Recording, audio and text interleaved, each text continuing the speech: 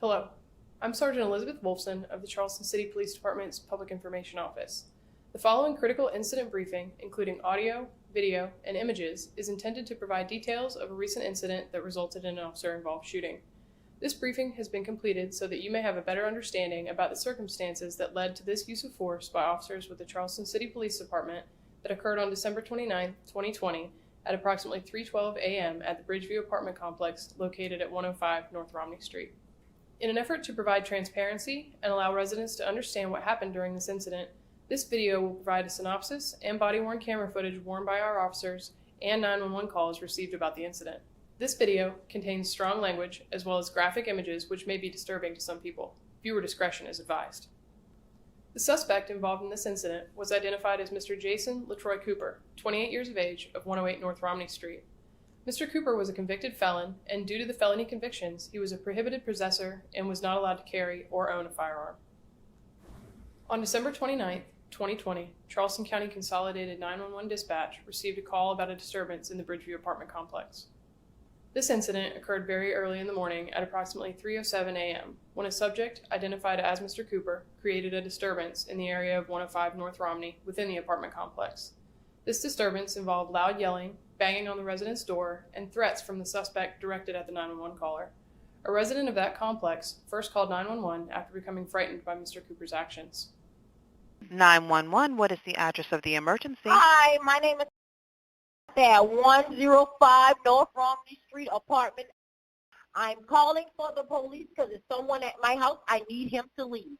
He's on probation and parole, and I need him out of my peripherous vision. You understand? He's trying to harm me. Thank you. Consolidated Dispatch initially dispatched one CPD patrol officer as a result of the original 911 call.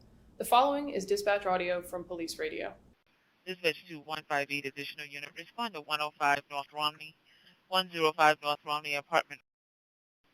We have a party advising of a male party that's wanted and on parole. The caller also advised that he's trying to harm the caller, and then the caller hung up. No further information. While officers were en route to the location, 911 received an additional call from the original caller regarding the incident. 911, what's the address of the emergency? Hi, I fear for my life. Someone got a gun in front of my door. Please come and help. What is the address? At 105. Thank you. 105, what's the street name, ma'am? Due to the updated information provided by the caller of Mr. Cooper possessing a firearm, which created an increased possibility of danger, 4 additional officers responded to the scene. This information was relayed to the officers by police radio. This resulted in a total of 5 officers involved in this call for police service. On route with 158. That complainant is calling back, advising that someone is at their door with a gun, and then disconnected again. This will give me a note from Grover Rose. This is copy. The 5 Charleston City police officers dispatched to the 911 call for service have been identified as Officer Eftathio, Officer Jones, Senior Police Officer Mattingly, Officer Wall, and Officer Bennett. The primary dispatched officer arrived on scene at 3:12 a.m., approximately 3 to 4 minutes after he was originally dispatched. As he parked his marked patrol car and began to get out, he immediately saw flashes and what he perceived to be a gunshot coming from an upstairs breezeway of 105 North Romney Street. That officer got out of his vehicle and began to move to tactically position himself to address the situation. As this officer was moving to address the threat, he was fired upon by the subject, later identified as Mr. Cooper, from the upstairs breezeway. The officer was struck in the chest after hearing 2 to 3 additional gunshots from the breezeway where the suspect was still firing. This officer, after being struck, was able to move across the parking area of the complex in an attempt to seek cover. Due to the immediate attack on the officer, he was unable to activate his body-worn camera system. Video of the initial gunshots by Mr. Cooper was not captured. The 4 additional backup officers arrived on scene almost simultaneously with the primary officer being shot. Those officers heard and observed gunshots coming from the upstairs breezeway. This occurred at the same time the first officer was moving for cover after being struck by gunfire. Those additional officers left their police vehicle and moved into the area to engage the threat posed by the subject and to protect the first officer. As they moved closer into the area, the subject ran out of the building's breezeway, firing his weapon toward them, into the front area of the complex and toward the building's side. The following is body-worn camera footage from all officers responding to the scene regarding this dynamic and violent incident. The video includes raw, unedited footage from all officers, from the moment they turned on their body-worn cameras until the moment the scene was secure. Viewers are reminded that while body-worn camera footage is important in determining the facts surrounding an incident, often, due to the positioning of an officer or dynamics of a situation, critical information observed by the involved officer is not captured by the camera. As you view the body-worn camera footage, you will first view footage from the 4 backup officers. You will then see footage from the initial arriving officer. As you listen to the audio contained within the body-worn camera footage, you will hear multiple gunshots. The initial gunshot you hear has a distinct sound which can be attributed to the higher caliber weapon possessed by Mr. Cooper. Subsequent gunshots heard are from the officers on scene returning gunfire. Additionally, you will hear an officer, upon approaching the subject on the ground, exclaim, he's dead," followed by an immediate call requesting EMS. Officers observe the subject lying on the ground unconscious and bleeding with a severe gunshot wound to the head. For the sake of sensitivity, we've blurred that portion of the video. You will hear an officer state, "he's still breathing," upon seeing a temporary, breath-like movement that stopped. Due to the severity of the injuries and observations of the subject's head, there was no possible medical aid that could have been rendered by officers that would have been helpful to the subject. The appropriate course of action at that time was for officers to stand by with the subject until EMS arrived, and officers did so. In the footage from one of the officers' body-worn camera, you will hear a female screaming. She was later identified as the 911 caller and is observed in one of the videos. Officers can be observed interacting with her after the incident. Finally, viewers are advised that in one of the segments, no audio is initially heard. Please note that upon activation of an officer's body-worn camera, 30 seconds of prior video is captured without audio. Once again, due to strong language and graphic images, viewer discretion is advised. He's in the fucking breezeway. Up top. Stop. Go. No, up Right in there, this right there. building. This building right here. Hey, he's got a gun. Where? Hey, he's got a gun. Hey, shots fired. Hey, shots fired. He's down. Don't move. Back up.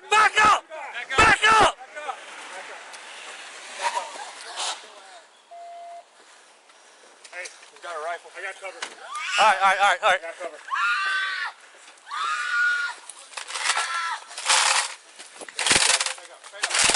Get back. Back up. Yeah, let's get a perimeter. All right.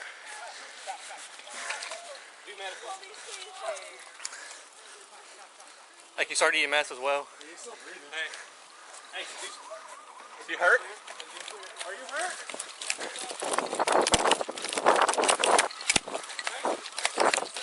Hey, you good, Ian? I think I'm good. Relax. Where? You alright, bud? This is my fucking name tag. You alright? You good? We have an officer shot. I'm good. We also have an officer shot. All right. Here. All right, no. We're gonna be in front of 105. Where you hit? No, He's good. he's Get good. off He's this good. name tag. He's good. Just make sure. Get it off. Make sure. You good, Ian? Hey, go get the chest seal. Hey, where are the keys? You're good. You're breathing. You're good. We're good. We're good, Ian. Relax. You're good, Ian. Raspy. You're good. Relax. All right. Yeah, you got some blood. All right. Yeah. Hey, get that chest seal. Yeah. Pop out the vest. Yeah. Pop up if you should. Recording. He's on the fucking breezeway. Up top. Go. Where up top? Right there. Hey, he's got a gun. Where?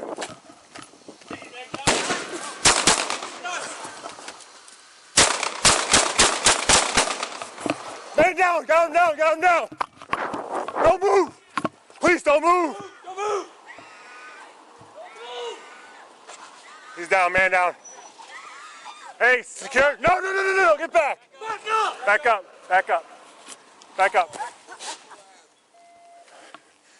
Hey, I got cover.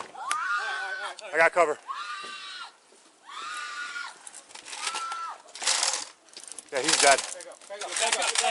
He's dead. Fuck. Yeah, let's get a perimeter. Alright. Do medical. Hey, he's still breathing. Hey, has he been clear? Has he been clear? Holy fuck, dude. He's shooting us with a rifle.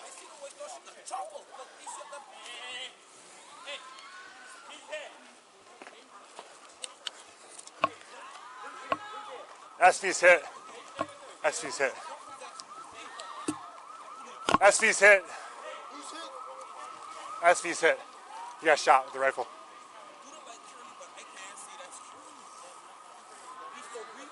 Shirley!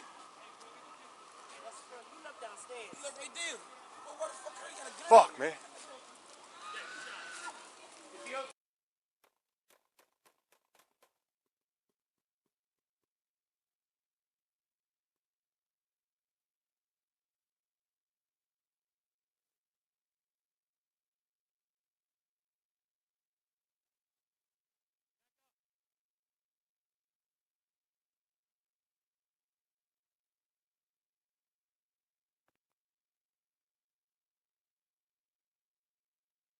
Recording.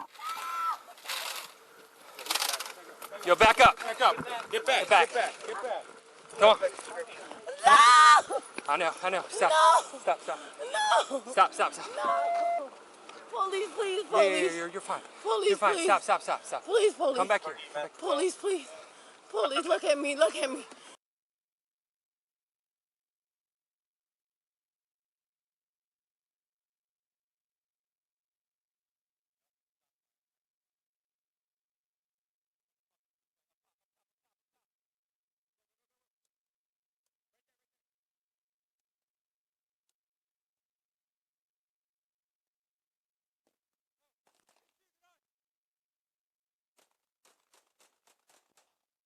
Recording. Don't move!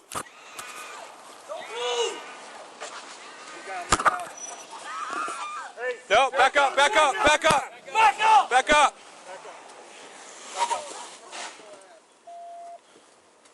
Hey, He's got a rifle. I got cover. All right. I got cover.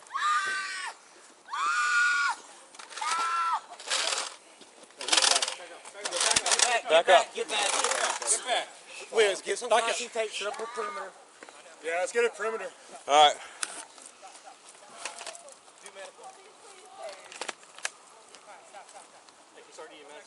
He's still breathing. Hey. Is he hurt? Are you hurt?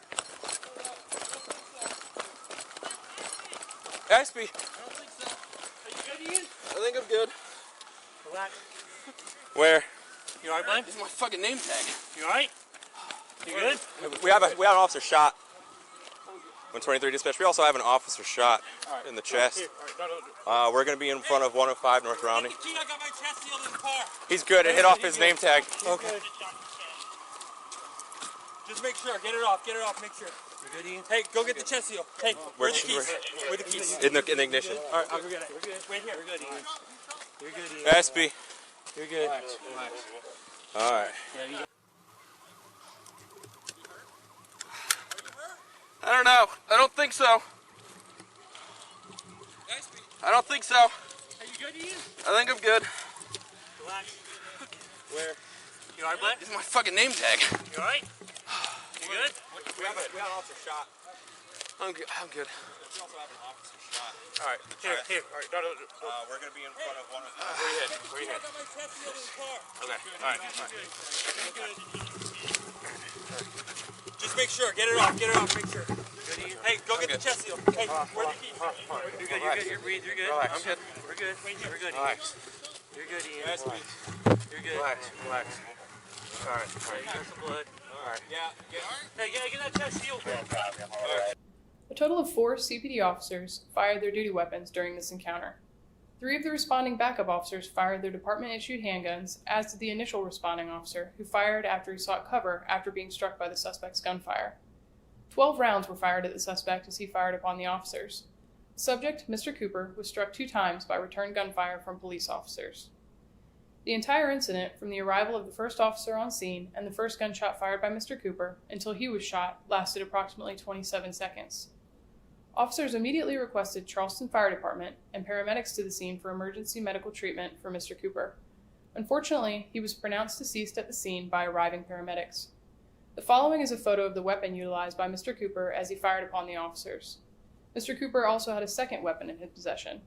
Both weapons, a Draco 7.62 AKL pistol and a Walther 9mm semi-automatic pistol, were located next to Mr. Cooper after he fell to the ground. Both were loaded with ammunition. The Charleston Police Department conducts very thorough use of force investigations regarding every officer-involved shooting incident. This incident was the subject of two separate investigations. The South Carolina Law Enforcement Division conducted an independent criminal investigation regarding the officer's actions, which was subsequently reviewed by the Ninth Circuit Solicitor's Office. An internal administrative investigation by the Charleston Police Department's Professional Standard Division was conducted to determine if all CPD policies and procedures were followed by the officers. During the criminal investigation by SLED, it was determined that this incident involved a domestic violence situation. On March 5th, 2021, the Charleston Police Department received formal notification from the Ninth Circuit Solicitor's Office that no criminal charges would be filed against the involved CPD officers.